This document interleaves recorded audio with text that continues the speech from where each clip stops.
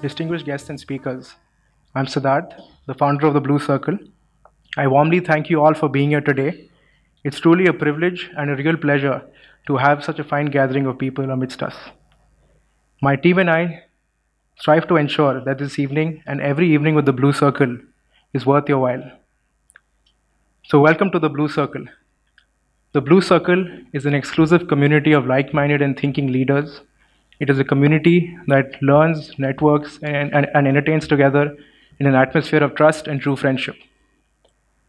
I would like to thank our distinguished advisory board, our partners, uh, First Post as our media partner, Singleton as our liquor partner, and British Airways as our international airlines partner. Today's session on making a life versus making a living is going to be an hour-long session with 45 minutes of talk and followed by 15 minutes of Q&A. Post the session, please stay back and join us for cocktail and dinner. I would now request Mr. Gurcharan Das and Mr. Pavan Choudary to please join us on stage.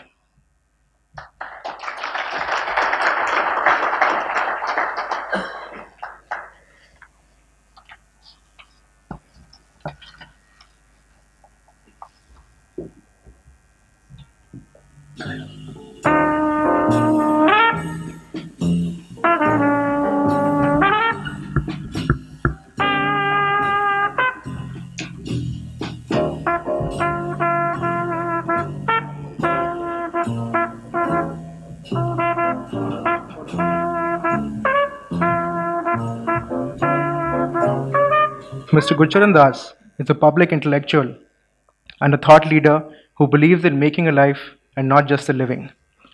After graduating with honors from Harvard University in philosophy and later attending the Harvard Business School, Mr. Gurcharan Das returned to India and discovered a flair for sales.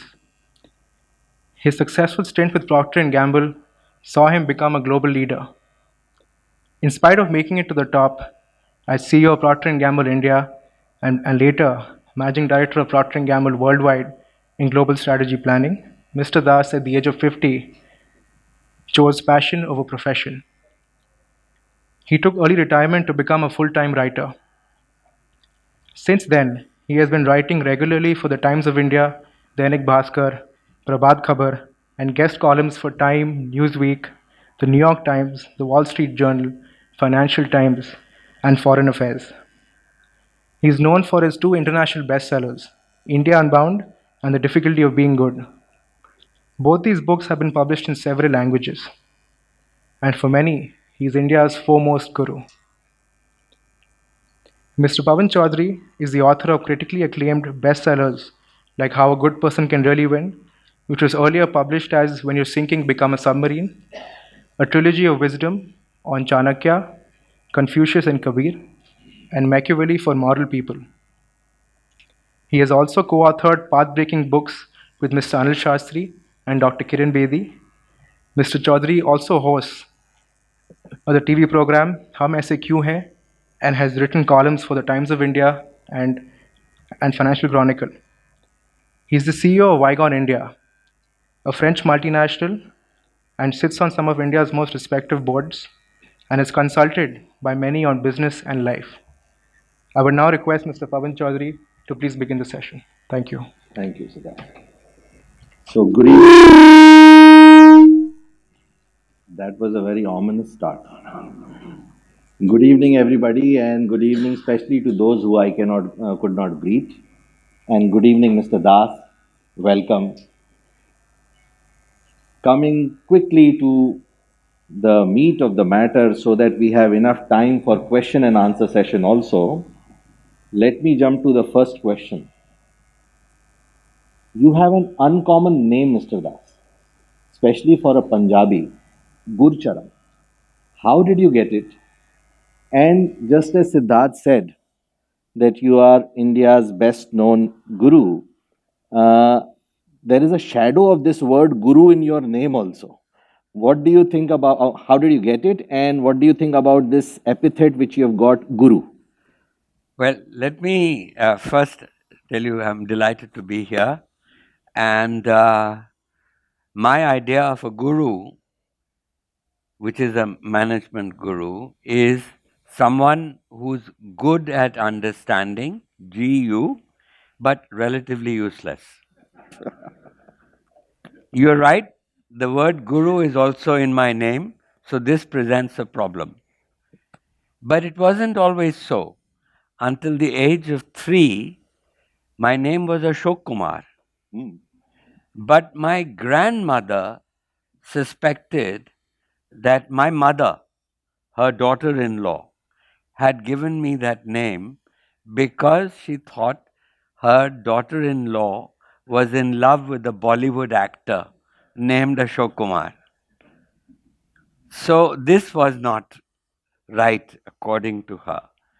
So she took me to a guru and she placed me at his feet and she told the guru, Enu Nadyoji, give this boy a name. And the guru said, well, since you have placed him there, let's call him Gurcharan Das. So overnight, at the age of 3, I changed from the Prince of Happiness, Ashok Kumar, to the humble servant of the feet of the Guru. So that your name Guru doesn't evoke melancholy anymore, let me say, sir, that in your case, there is a little different interpretation of this Guru which is required. Because as Karl Marx has said, philosophers have only interpreted the world. The point, however, is to change it. You have also so far only interpreted the world through your very best selling books like India Unbound and Difficulty of Being Good. But when you chose this topic, making a life and not making a living, you are already moving on to be a very useful person. So, away from how philosophers have been defined, so in your case, Guru should mean good at understanding and really useful. So,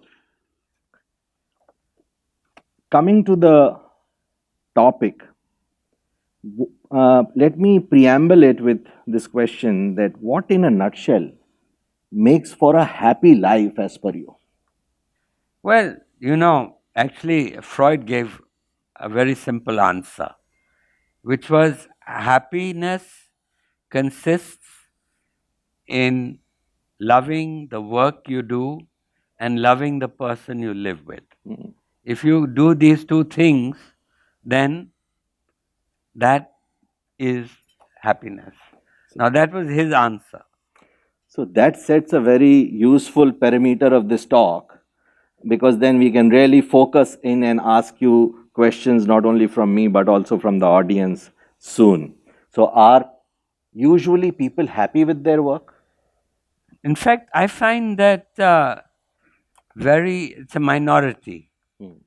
The vast number of human beings don't like the work they do. Oh, interesting. And this is why you have TGIF.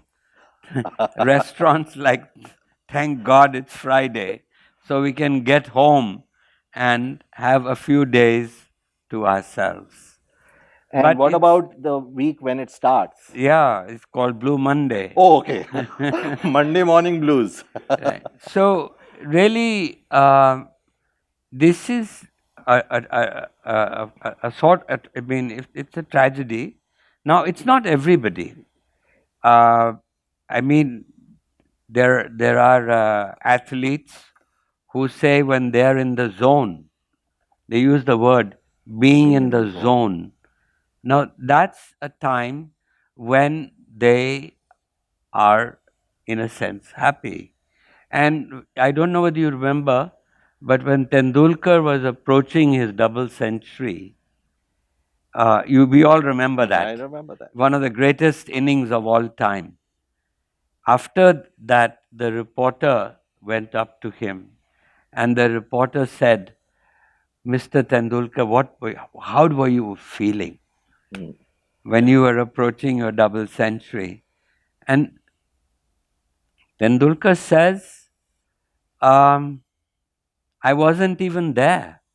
I have no recollection of how I was feeling because the bat had become so big by then, and the ball had become so big that the bat just had to hit the ball.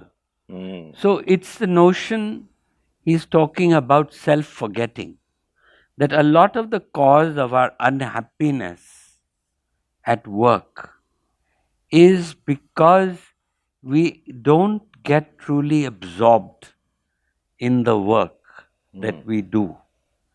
And of course, it's easier if you are a scientist or an artist to, or even a writer, to be absorbed in work.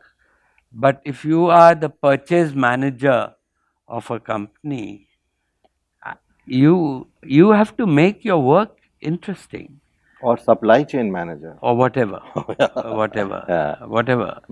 So really, the problem actually begins when we are young, and it's really the fault of the parents, the teachers, the grandparents.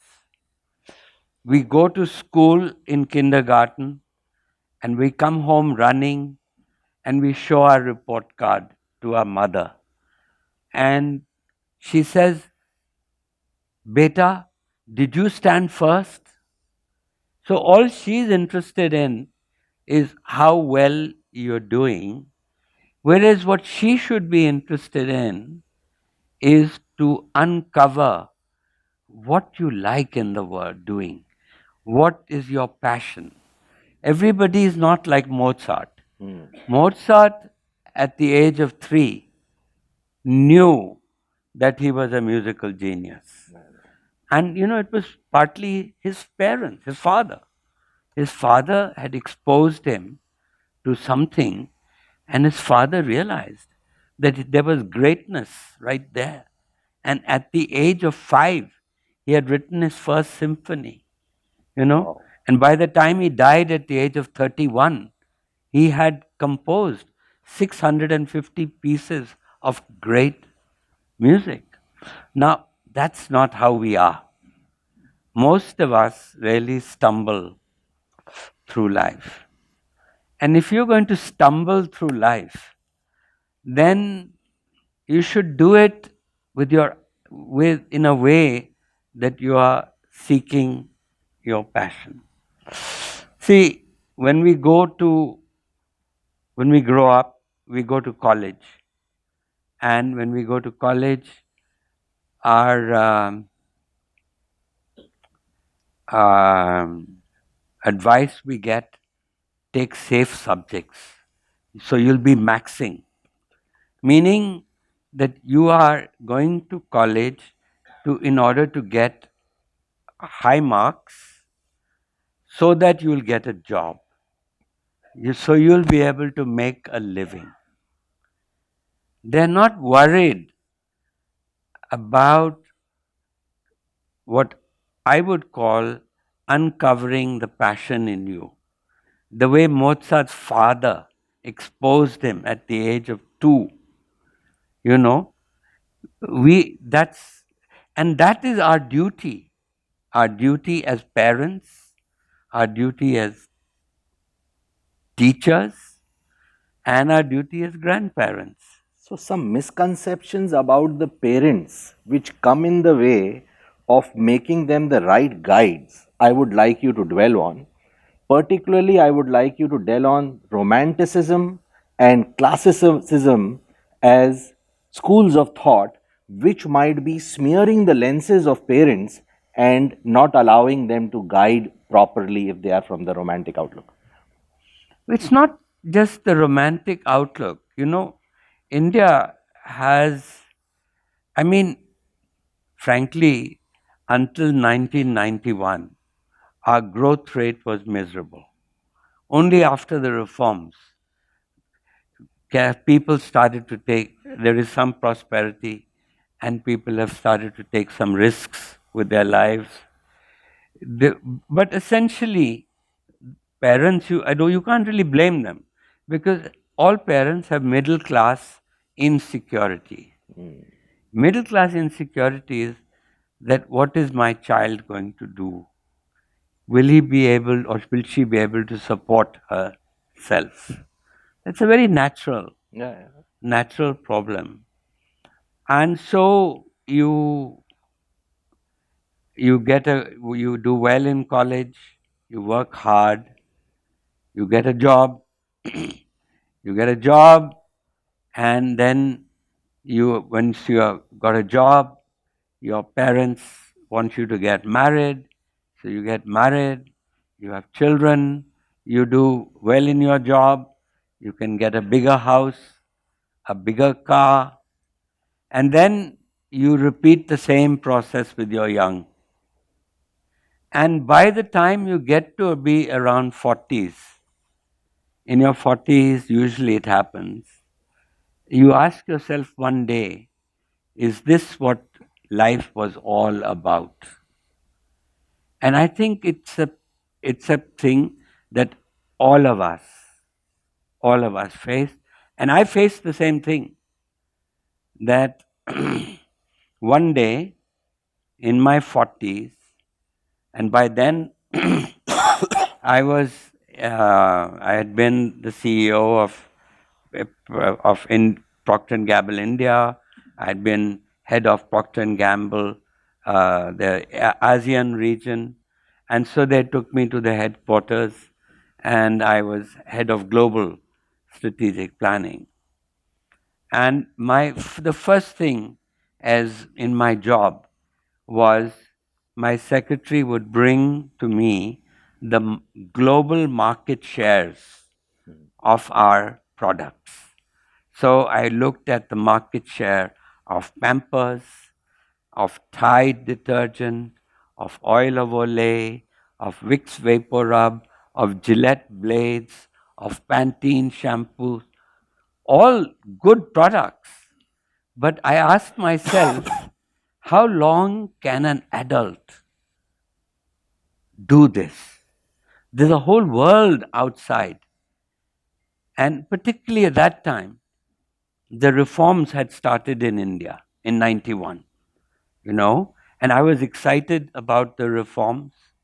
And there I was sitting in this wretched town called Cincinnati, Ohio, and asking myself this question.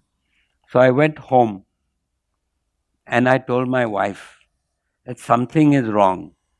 Something is wrong with our lives. And she was surprised. She said, what's wrong? And I said, I feel I'm repeating myself every day. And there's no real fun. And she said, oh, don't worry. You're just having a midlife crisis. Go back to work tomorrow. Everything will be all right. And don't ask these silly questions. But those silly questions did not disappear, because the next day I felt even worse. And that is when I decided and I was just 50 years old.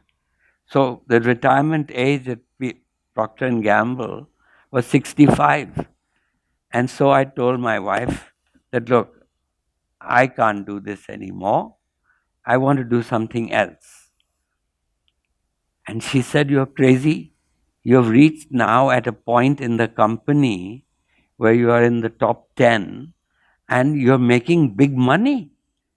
And what are you talking about? You got 15 more years. And so I sat down and with a piece of paper, I explained to her. Fortunately, our children were grown up. One had finished college and the other one was finishing college. So that a lot of the responsibilities that we have as parents were fulfilled. So I sat down and told her, look, our savings are so much. And if we put this money in reasonable, safe investments, we will earn so much. And this will translate to so much per month. And I said, we're lucky, we have a house that we bought in India, in Delhi. And so we have a roof over our head. So I explained that her standard of living now would not go up. But we would try to see it didn't go down. So, just to bring the audience, can you please explain to the audience that what is this making a life concept before we go further? Can you explain to So that? that's what I was searching. And to me, actually, making a life is really something, is to spend your time with something that you really care about. So there's a passion involved, you know. And I sometimes play a thought game with myself. So let me play it Okay. with the audience. I tell myself, what if I had 3 months to live? How would I live those 3 months? And so I could ask you all, I could ask you to Close your eyes. make a pause, close your eyes, and just ask yourself, you've come out of a doctor's office, and the doctor has told you you have only 3 months to live. So, how will you live those 3 months? Will it be any different from the way you live every day? And just I'll stop here for a few seconds because I do want to pause. I'm not going to embarrass anybody by asking what it is you want, what you'll do. Some of you may have answers, but the reality is, frankly, that most of us have not thought about this question. We keep postponing the answer to such a question. So let's just take a 30-second break. Sure. And just think for yourself. Look at your life and ask yourself, what would you do if you had 3 months to live?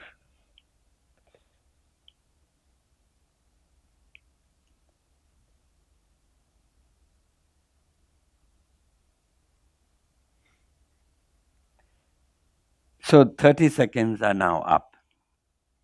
And we could play this game where we could go around and people could talk about it. But time is short.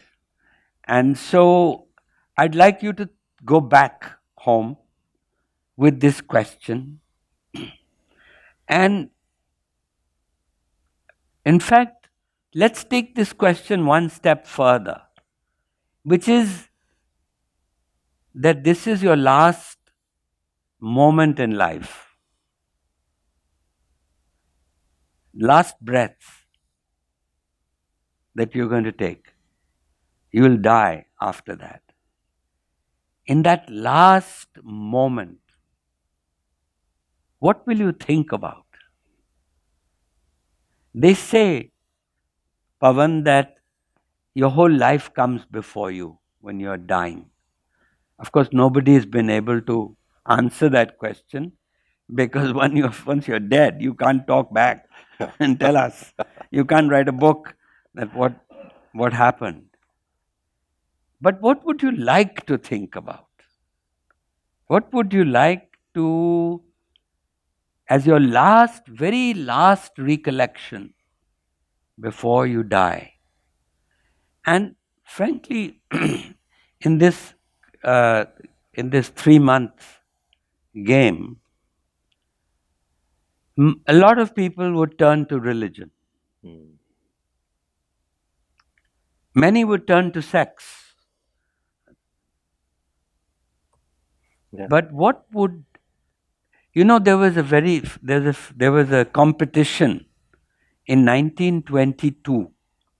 There was a French newspaper called the Intransigent, L'Intransigeant, and it asked this question of celebrities first. And one of the celebrities of that time was a man called Marcel Proust, who, in my view, has been one of the greatest figures. He's hardly known in India, but just let me make a short commercial break and tell you that my next book, it's coming out in August.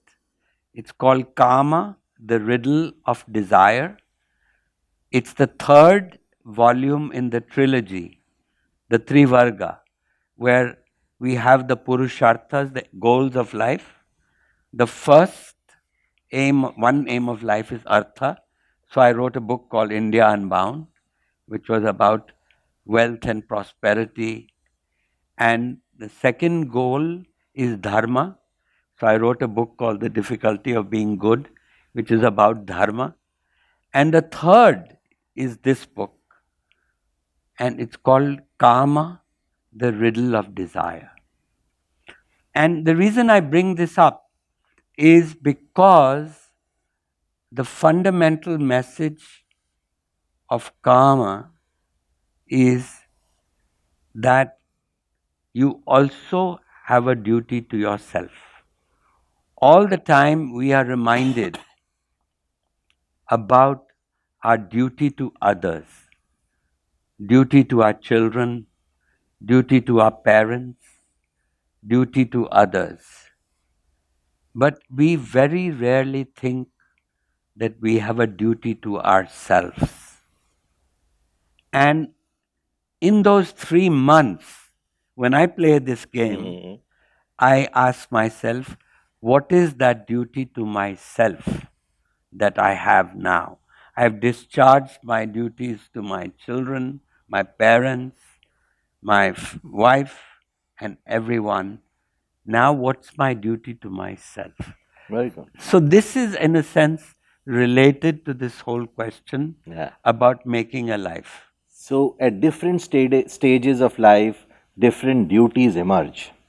And I think the beautiful points which you made, one of them is that the parent should provide wise assistance, great exposure, and like Mozart's father did, he provided that great exposure and wise assistance. Absolutely. And he also did not wait for some calling to attract that boy's talent, as we sometimes believe. Mostly, it is a lot of hard work which you need to do to find where your calling rests. And the other point which I liked very much was your mention of religion. In the last 30 days, if you imagine, you might start veering towards religion. And another very wise man like you was telling me the other day, Pavan, the problem with atheism and agnosticism is that a philosophy can take you through life, but if you have to face death, you need theology. So, well, yeah, I mean, the nice thing about Hinduism, of course, is that you can be an atheist and still be a good Hindu. Yeah. I mean, we have that tradition that you have, Hinduism makes place for everybody. And so it's really coming back then to how can you make a life? Yeah. And how can parents can only take you so far. And as far as I know, the best education system in the world is the one which is what is the Americans call the Ivy League system, where you go for college for 4 years, and in the first 2 years, you are not even allowed to say that I want to become an engineer or a doctor or a lawyer. It's got nothing to do with making a living. So you are encouraged to read Plato. You're encouraged to read plays, Greek tragedy. In India, you should be encouraged to read the Mahabharata. So essentially, actually, if you Google, go home and Google on your phone the 100 best books, you will get the names. And there are there are colleges in America which focus on just all you do in those 4 years is to read those 100 books. That's a wonderful suggestion, And there is one university in India, by the way, Ashok. which is Ashoka. Ashoka University is the first university which focuses on making a life. And I feel proud of it because I'm also one of the founders of this university. There's a student But here. I was also, in a sense, a beneficiary of that kind of education. I don't think I could have written books like India Unbound and The Difficulty of Being Good or Karma and The Riddle of Desire if I had not had the kind of education that I was. And that education is essentially, I'll give you just from my example. My father was an engineer, he worked for the government. And I was lucky I got a scholarship to go to a college in America. And I can say that I was immediately exposed to literature, to history, to philosophy, to architecture, to beauty, to paintings, to music. And the college did not want to know what field I was going to concentrate on. Only in the third year you are even asked that question. And if you want, you don't even have to answer it. You can keep exposing yourself until you find a passion. And I was lucky so I started by saying that I want to be an engineer to my guide, it was my professor. And he said, "You're in the wrong college. We have a college nearby down the river called MIT. Go and study there, you'll become an engineer." And so, frankly, I shifted. I took courses in all these subjects that I spoke to you about. And I realized when I finished that I would, middle class insecurities. My father did not make enough money to support me, so I had to support myself. And I was going to do a PhD in philosophy. And just before that, it was at Oxford that I got a scholarship to. And just before that, I decided that I did not want to spend the rest of my life at that stratosphere of abstract thought. And so, what was I going to do? It was a difficult problem for my mother because she had a very nosy neighbor. We lived in Chandigarh. And that nosy neighbor, they would hang it's typical. There was a wall separating our houses, but they could talk to each other and they would do their washing. And while they were hanging the clothes to dry, they would chat. And that nosy neighbor would always ask, "What is your son doing? Thoda munda ki kar raha hai?" And my mother would get a small face after I decided not to go to Oxford. And she said, "He's not doing anything." And she'd feel very bad. So I saw the pain that this was causing her.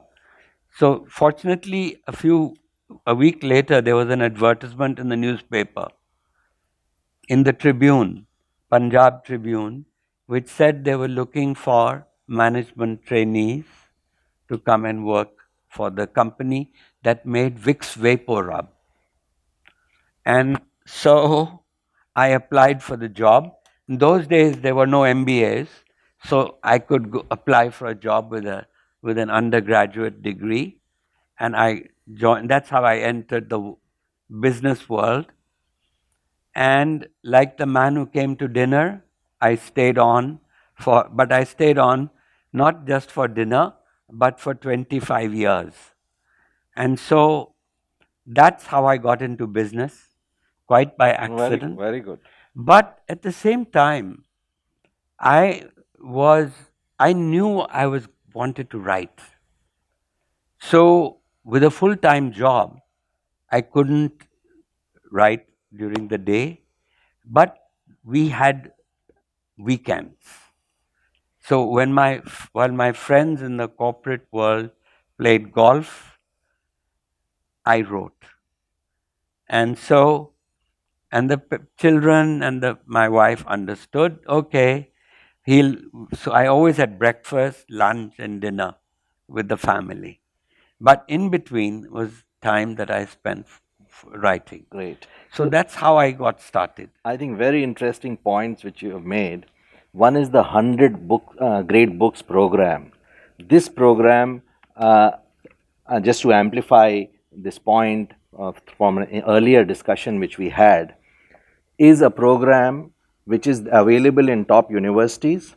There is a 50 books program also. If 100 books seems to you too long a list to read, you can read it sitting here also, which is called Harvard Classics program.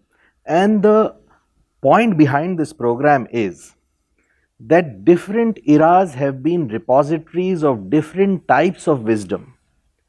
And this advanced era does not have all those wisdoms accumulated. Some of those streams have got lost or submerged or muddled.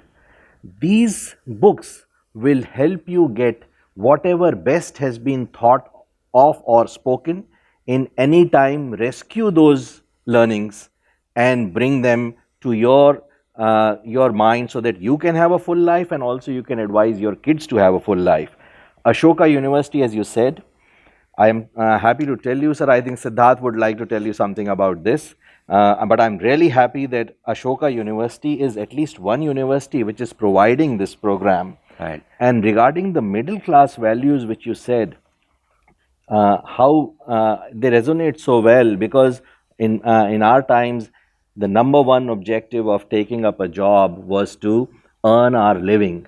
But now jobs need to provide purpose, some creativity, some contribution, etc. So this kind of a program, 100 Great Books program, can really help you understand whether that kind of life which you want to live, will your job come in the way of it or will it facilitate it? Right. Coming to the next question, sir. You when you were writing as a weekend writer, you said, didn't you feel that your hobby was making you vulnerable to attacks from your corporate peers and rivals? Well, because I mean, I was lucky. I wrote 3 plays in my 20s. I wrote a play, and the first play won a prize. It was performed in first in Bombay, directed by Al-Qazi, and the second play, I mean, then it was done on BBC radio, and was got published by Oxford University Press in London. So I thought I was on to something, and then I wrote a second one, and that was done off Broadway in New York, and so it got a good review in the New York Times. And by then, I had got married, and I told my wife almost in a sort of not seriously, that well, maybe I should be a writer. And she really got scared.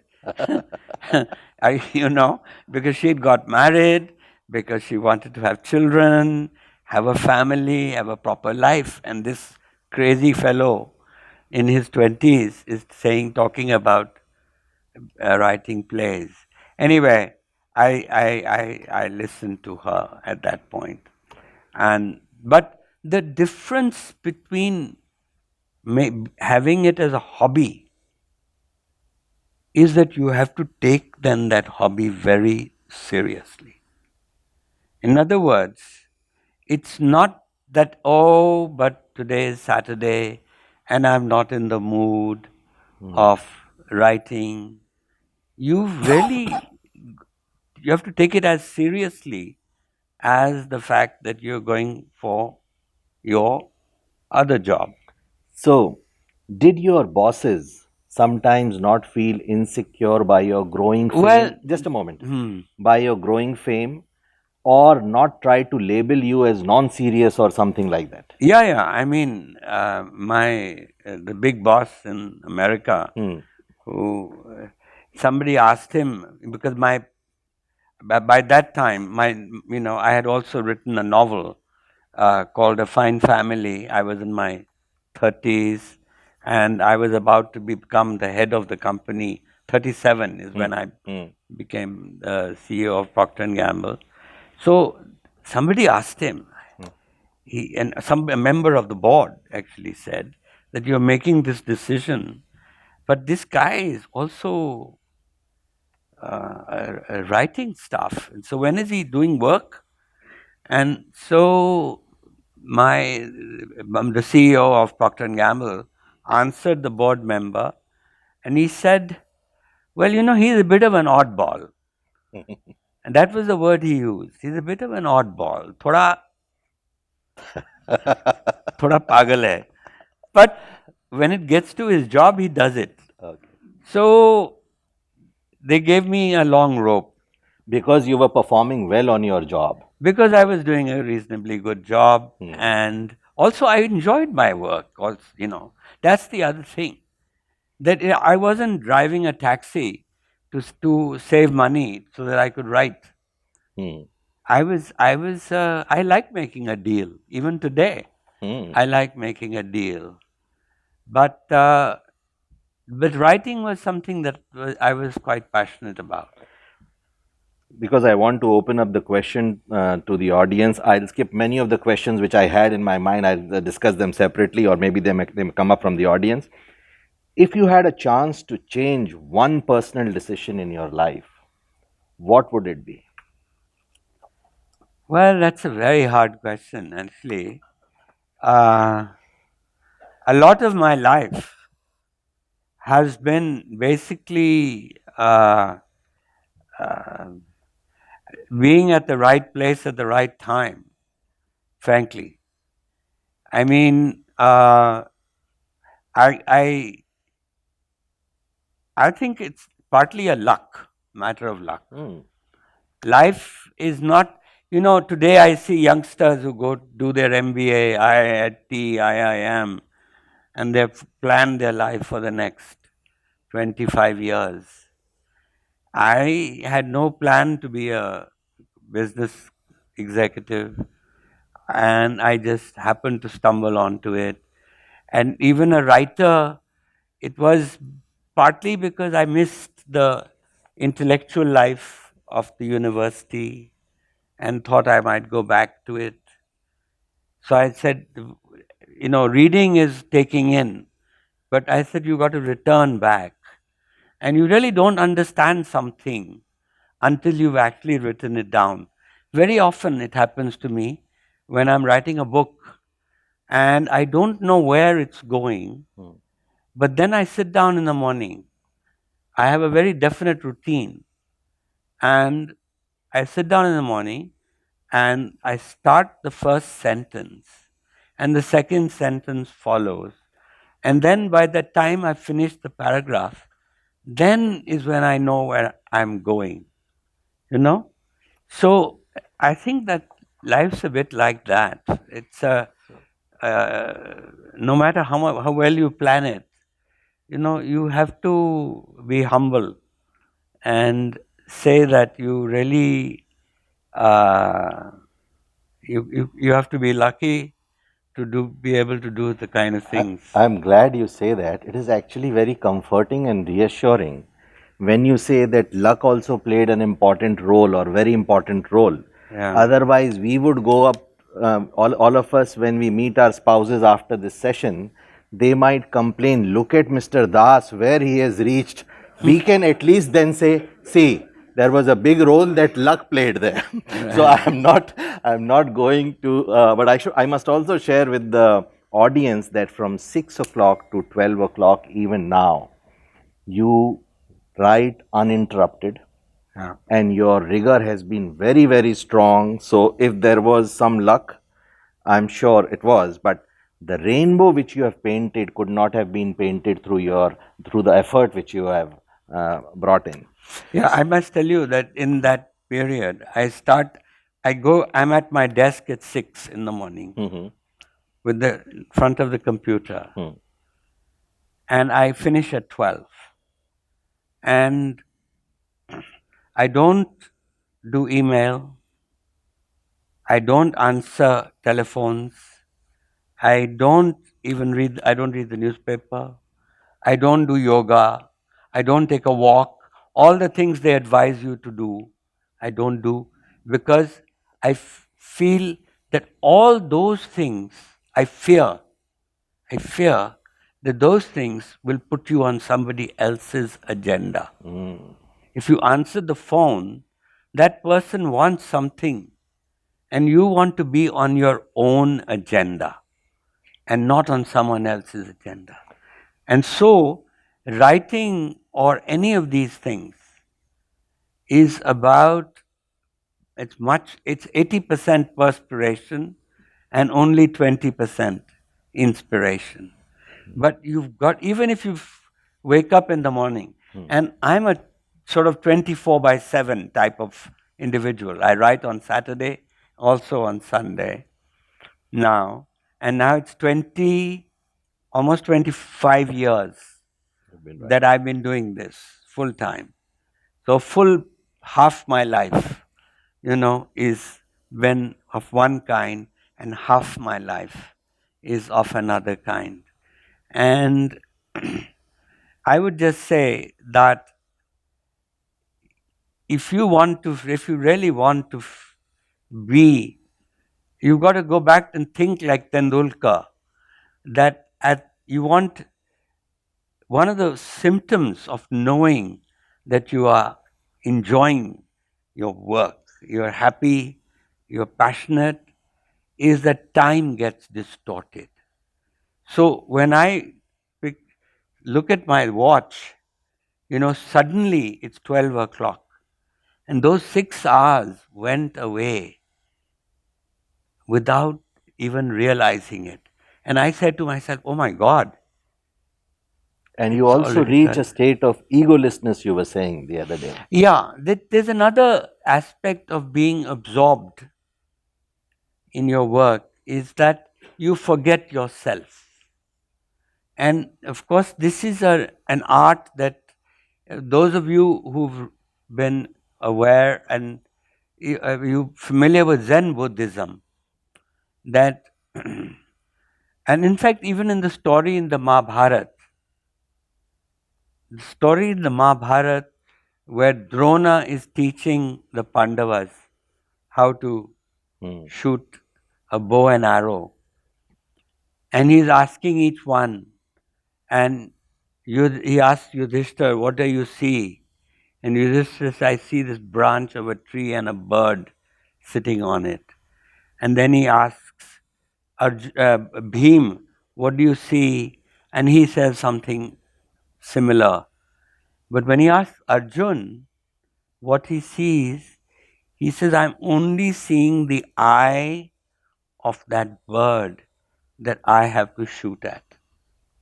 So the idea is that the of self-forgetting is that people who are in the zone, they're not thinking of their next promotion or their stock options or whatever. They are totally, fully absorbed by their work. And that was the message basically Krishna was giving to Arjun in Karma Yoga. Basically, the notion that you act for the sake of the action and not for its reward. Your dialogue is riveting. And I should not lose sense of time. So I stop here to open the house for questions. If there are any questions, please raise your hands. Yes, gentlemen here. Hi, my name is Rajesh Jain. I represent Lacoste. Wonderful evening. Thanks to both of you. Just want to ask you one question. When you talked about if one had only 3 months to live, then what would you do? So, wonderful thought. If I think about it, if there is certainty that I have to live only for 3 months, then I would do what I want to do and I would really live my life. However, the problem is I don't know that I'll live What I want certainly to only do. for 3 months. There are uncertainties attached to the future. There is a family, there are uncertainties about the future. And hence, it's very difficult to live one's own life during that period of time. Yeah, but the idea of, this game is that how you live those 3 months is how you should live your whole life. The problem, as I said, is there are uncertainties about the future. Yeah, so it doesn't matter. You should think that that 3 months is your whole life. And you should, if you want to live 3 months, those 3 months, that is, if you know what you want to do, most of us don't even know that. I'm not going to ask you what you're going to do in those 3 months. I'll tell you very interestingly, Proust, who's a writer I admire, and he said, if I have 3 months to live, I'll go and visit India. And but seriously, the whole idea of playing this game is, yes, life is uncertain. But do you know what you're passionate about? Do you know what you want to do in those 3 months? Because if you know what you want to do in those 3 months, then why don't you live the rest of your life in the way that you'd live those 3 months? Because I have to support my family, I have to see that what will happen to my future life, and perhaps I won't be able to move around. Very good answer. Very good answer. And I would just say to you that maybe you want to try that experiment. That you, first of all, if you've discovered what you want to do, and you've also discovered that what you want to do will not make a living, you see, you're transposing this question up there, making a life versus. What we would all like to do is that we would like our lives, making a living, to be making a life. And That's what he called calling. A calling is something which says to you, and I'll tell you very honestly, I know lawyers, I know doctors, I know engineers, and I know business people. And the best lesson that I learned about making a living and making a life together was from the assistant security guard in Procter and Gamble. Here's a man who was metric pass, not a graduate. He was a villager from Akola, and he was such a dehati that he could not even, his name was Kamble, and he was such a dehati that he would pronounce the name of the company Procter and Gamble. And so this fellow, this is worth listening to. This guy arrives for the evening shift. It's a temporary job to begin with. And within 6 weeks, he has transformed the atmosphere of our office. A security guard. He doesn't know English, but he learns to do the telex machine. Those days we used telexes. He learns how to answer the switchboard. In those days, we had switchboards, those wires you put in and you talk. He learned to make coffee, he learned to make tea. He learned any question you had to ask. You said, ask Kamble. And I noticed that people in our office started to stay back later and later because the office was a much more fun place. Because he also seemed to radiate a kind of pleasure, a fun that he was having. So, after 6 months, Pavan, our telephone operator during the daytime shift, she's pregnant, she has to go on maternity leave. So Kamble goes to the head of personnel. Now we call it head of HRD. So he goes to the personnel manager and he says, give me a chance. I'm tired of working at night. Let me be your temporary telephone operator until she comes back from maternity leave. So the personnel manager says, you're crazy, Kamble. We are a multinational company. We get calls from all over the world, and you don't even know how to pronounce the name of the company. So the poor Kamble went back. But I heard from the grapevine that Kamble had applied to be for this job. So I went to the personnel guy. I was the head of the company, so I could add a little clout. And I told him, I said, let's give Kamble a chance. And if it doesn't work out, give him 2-3 days. If it doesn't work out, we'll get a temporary telephone operator. So Kamble goes and starts becoming the operator. And 2 days later, I get a phone call from our lawyers, Crawford Bailey, who say the head of Crawford Bailey is calling me and about some issue. And he says, Mr. Das, do you have a new EPBX system? And I said, no. He says, why? Because your phone is always answered on the second ring. And before, he said, I would have to wait 5th ring, 6th ring, keep hanging on, and then the phone would get answered. So immediately after putting down the phone, I went to Kamble. And I said to Kamble, why do you answer the phone on the second ring? And he gave the best reply you can imagine. He said, I think, sir, there may be a customer calling for an order. And you don't want to lose that order. So now, of course, we didn't get too many orders on the phone. We had a sales force who would bring orders. But the guys who had not done any MBA, no, just metric pass, he understood who paid his salary. It's the customer. And so, and then of course, it was not just 2 days, but Kamble stayed in that job for until the operator arrived.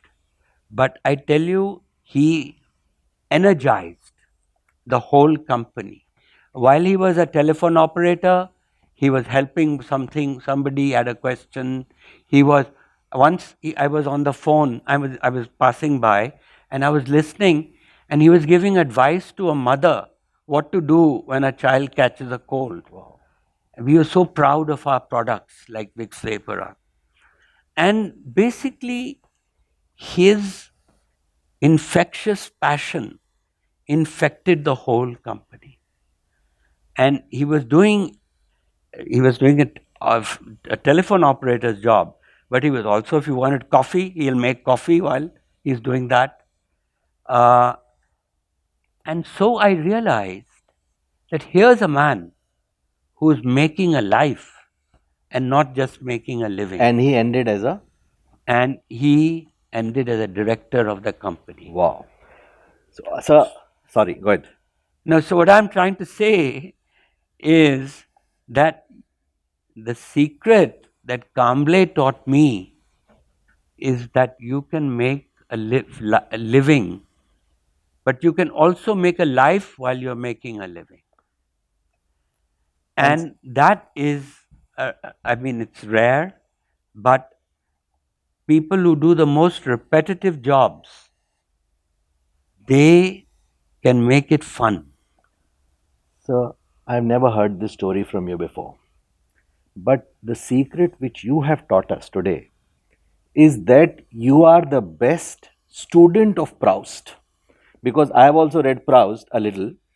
And Proust, if I remember correctly, he did a lot of social climbing to reach the Duke's family. And then he realized that the Duke is not such an interesting or an enlightened or mature or humble man as he was expecting to be, and his wife also. And slowly Proust came to the conclusion that virtue or vice is is scattered around, I mean, irrespective of income or fame. And then he started understanding that at various stages of, let me say, the socio-economic and fame ladder, I may find very good people. So I need not go there only. And I think you have displayed the same distinguishing ability to see and give this example of a god as Proust had. So congratulations for that, sir. We talk a lot about Samrasta, but we rarely witness it. And the other thing I'd like to comment on is what Rajesh said. Rajesh, I feel that you asked a beautiful question. You really did that exercise which Mr. Das asked you to all to very earnestly and sincerely. Next question, please. Yeah. So, Payal first. Very quickly, because I'm sure everybody wants to compliment the story that you've told us about your life. It's truly inspirational. I want to know what's been the toughest dilemma and how did you deal with that in this process? Ah, gosh, many dilemmas.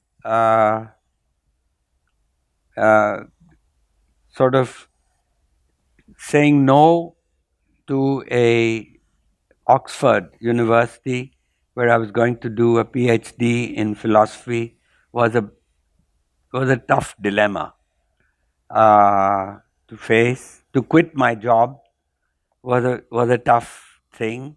I was lucky; my wife was a good sport, and she decided to agree to go along with it. Um, I had a dilemma.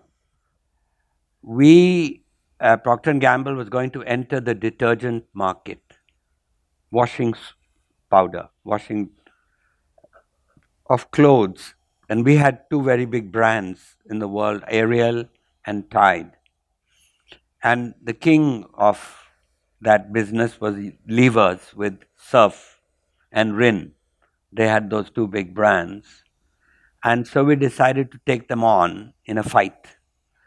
And so we did a test market in Visakhapatnam, and we got good success because we had more technology, a higher technology. One spoon of Ariel could actually make your shirt whiter than a cup of Surf. And so we started building a factory, and we decided to go national. The CEO of Procter and Gamble was going to come to India. The chief minister of the state, I won't mention the name of the state, where we were putting up a factory, was going to help inaugurate the factory. We had hired 700 skilled workers. We had raw material, packaging material, sab tayar tha for the launch of Ariel across the country. So you can imagine crores of rupees had been sunk, and 2 days before, my plant manager comes to me and says that the superintending engineer of the state electricity board refuses to give the high tension line that you have. He refuses to give you the current on that line unless he's paid 50,000 rupees. Now, 50,000 rupees doesn't sound like too much, but at that time it was quite a bit of money. But nevertheless, this was the first major experience where I had to face this fact that we had to pay 50,000 rupees. And I called a meeting of our management committee, and the opinion was pretty much that, look, it's nothing. 50,000 rupees, you spend so many crores. And but I had also a couple of people on there who were saying, no, let's not do it. So I was amongst those who said, no, we're not going to launch this product. I called the head of the company, I called Chief Minister and said, we are postponing this. And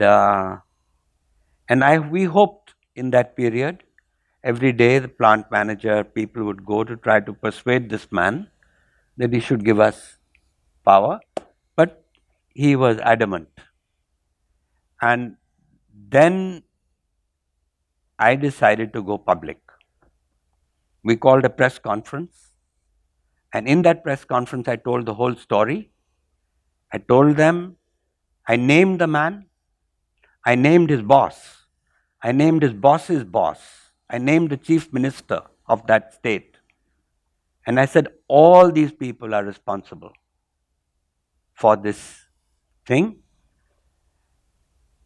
The next day we got electricity. Because then, of course, we were a big company. We had staying power. Those of you who are entrepreneurs don't have that staying power. We could wait 6 weeks without these crores of rupees. And we had other products that were making good money, which who could afford to support, or Vicks Vaporub and other products. But that was a very important moment, because and as those weeks went by, our losses accumulated. And in the end of the year, we actually made a very big loss as a company. But I told my boss about it. I told the CEO, I said, look, this is why we have made a loss this year. And fortunately, he supported me, but the law also supported me. Great. There's something called the Foreign Corrupt Practices Act, in which actually you can go to jail because we were an American company. And so I told this to everybody, and it became a sort of a moment of truth for us. And I was told that this man says that, look, he was immediately transferred to another position. They couldn't fire him. They couldn't fire him. Can you believe it? And there was a lot of embarrassment. The State Electricity Board, we kept up the campaign against this whole. This story was repeated. Even in New York Times it appeared, this story. Right. Because we kept on the pressure, and we said that we would rather this man to become an example of how not to behave. Great. So this resonates with another story from among the audience. There is a friend of mine, close friend of mine, who's sitting here, who I also admire. He had a similar problem with the electricity board for his group of organizations. And believe you me, he did not pay the bribe. He hired Mukul Rohtgi. And when Mukul Rohtgi went before the court, and the judge got up, and when he knew that who is Mukul Rohtgi representing, the judge did not take even a minute in squashing the problems which that corrupt electricity officer was creating. But that is another story for another day. Two last questions. I saw one hand here and one hand at the end. Okay, 3 last questions, but quick, please. Yeah, Mr. Das, it was a wonderful discussion that we have had. But don't you think that the basic problem which we encounter in our daily lives, whether it's business, in education system, is this whole over-engineering of everything that we do? We have forgotten the basics. I went to a law school. I'm a lawyer, so I went to law school, and they wanted me to speak on arbitration, and I found everybody sitting with the Arbitration Act, all the cases, etc., etc. So I said, look, why you are sitting with these books? First of all, do you know what is arbitration? Let's discuss what's arbitration. So don't you think that the whole education system and the businesses, the way we manage those businesses, that we manage our teams, we are doing too much of over engineering on and technologies, of course. That's another debate that you can have. Technology has killed innovativeness. That's a different debate altogether. The pros and cons. But don't you think that this over engineering in our whole society? Well, I think the judiciary is the guiltiest. Of course. I mean, why should it take 15 years to get justice in the court in India when the same case in any other country will be settled in 3 to 5 years? So I think that, frankly, this whole business in India, it is justice denied for most people. Look, whether they are under trials or whatever. And really, frankly, if there's one cause that we have to take up, and is that we must there should be a time bound. If within so much, I mean, the judge should be sacked if he cannot come up with an answer within 3 years or 4 years. That's it. Okay, last two questions there. Sorry. Two more. No, I mean, we'll have it discussion offline. Yeah, of offline. course, Sure. It's a very sir. interesting discussion we can have had. Sure, sir. Two very basic questions, sir. Number one, you just visited your past. They asked if you were to change anything in your past, what would that be? Should one ever visit the past? Does it inform your future, or does it bring more woes and sorrows than any goodness to you? Okay, that's a wonderful question. And my second question is, in this so-called making of life, should the head rule the heart or the heart rule the head? Emotionality versus rationality. So, the first question, just remind me of first question because I love that question. Past. Proust, the character we've been talking about, Proust used to say, and this is also in a poem in Sanskrit. In Sanskrit, there's a word called smara. Smara, there's also a word called kama. Kama means desire and pleasure. But smara is actually the pleasure, is the memory of a love, of love that you've had at some point in your life. That word smara. And Proust says that the memory of an experience is superior to the experience. Because when you're having some experience, you're in the middle of things, there's a lot of things happening, there's traffic, when you're remembering, then you're selecting, your mind is selecting all the things that are truly important for you. So that's why actually it is very important to use your past in a creative way. That you can actually give yourself half an hour in a day and remember something when you were a 3-year-old or a 10-year-old or something that happened. And that, remember in your kindergarten, there was some youngster, little girl that you fell in love with. And you never had the courage to ever tell her that you loved her. But you have a memory of it. Actually, in those 3 months, I would tell her. Okay, and answering your last question regarding head and heart, this is the classicism versus romanticism debate, which we will have another day. But I'll answer that in one sentence, which my father tells me. Pavan, head should always rule the heart. God has kept the head above the heart. So if nature has kept the head above the heart, it acknowledges its supremacy. That is the classic side. And the romantic side, which has permeated the last 2 centuries, is the other side, where it says that instinct and emotion and feeling should rule. It has its own advantages, but it can also lead you to a catastrophic consequence. So this is why, sorry, just 1 second. This is why read my next book, because Yeah. this is precisely, Exactly. this is, the next book is called Karma. It's the third of the trilogy, and it's Karma, the riddle of desire. And one of the riddles of desire is the question that you have asked. Beautiful. Last question. Just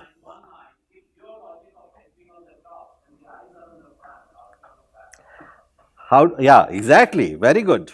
I think all the lessons from the past should be remembered, and the failures of the past, which may hamstring you, which may asphyxiate you or restrict your initiative, should be forgotten. Anyway, last question, please.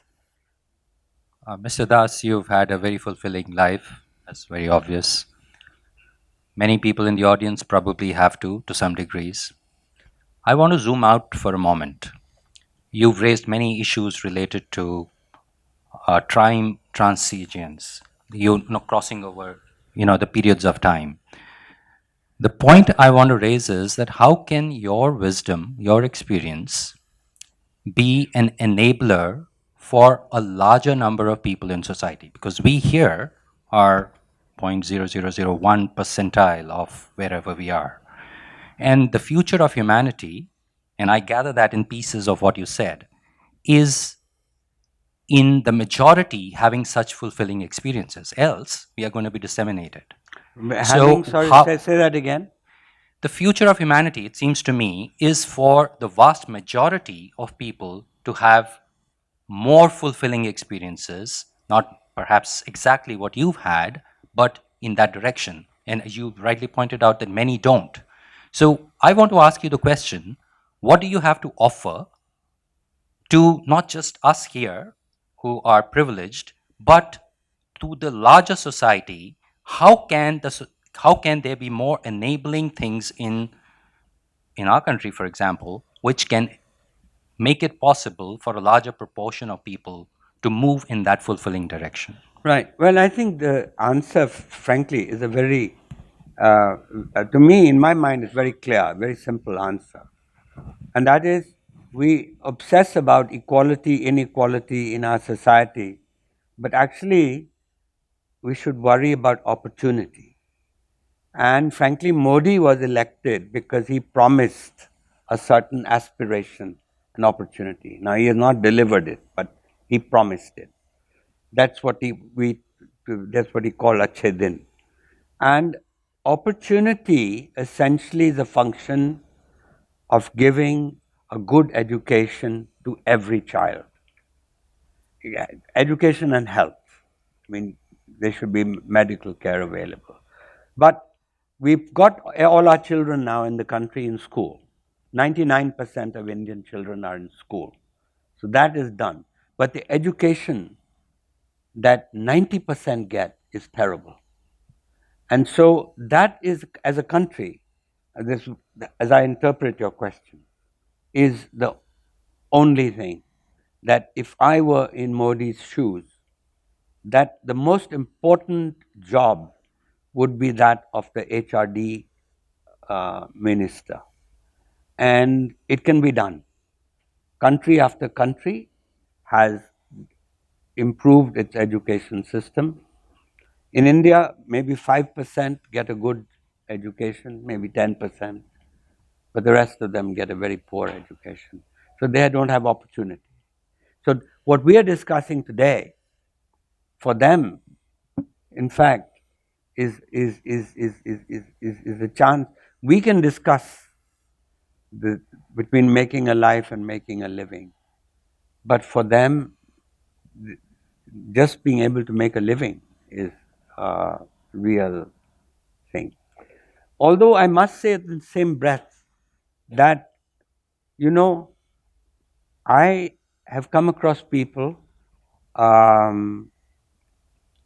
who live in villages and they live very simple lives, but their lives are making a life. Even they do back-breaking work on the farms, but they're able, They have the sense of making a life for whatever reason. Great. I think let us close now this session. Great speakers, equally engaged and fine audience. Thank you very much, Siddharth.